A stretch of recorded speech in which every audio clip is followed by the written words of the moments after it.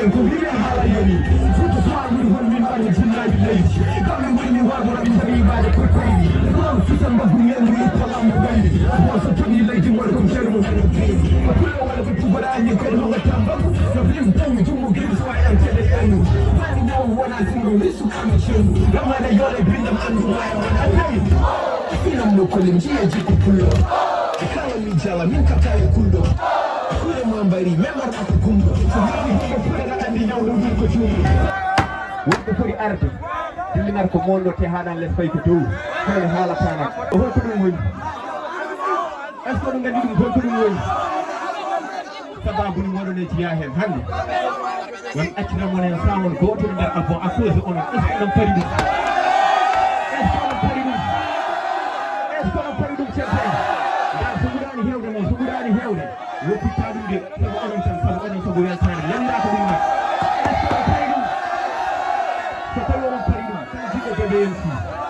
yiɗi album yiɗi hoore mum yiɗi cempe yiɗi fuuɗiɗe dana maayo lumiére uji ɗin jiimi so wiyete ko lumiére ko konu 2 aɗa andi kone premier ko ɗo dañjita abakene woppire ɗo ko konu 2 so tawi ne jaranmo oɗon jiɗi lumiére uji jinmi yiide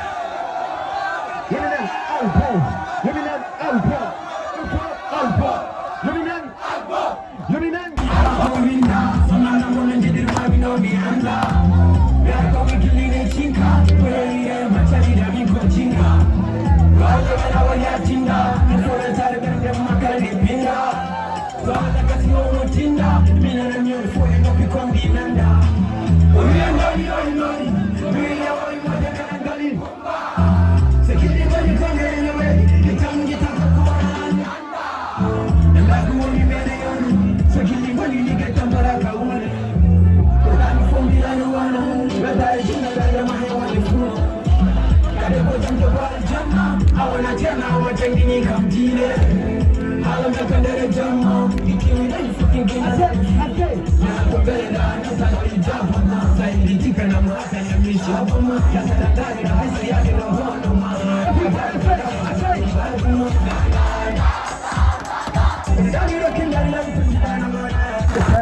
wona lewru mayre sooda piyam lewru ubbotake yawara mais ko tagaɗa rena a yiɗa konam jiɗa ko mbeyla min komi caractére pour moɓe nder sénégal arnoɗo ko jangguini min parlade a hulɗi resbiyata commandant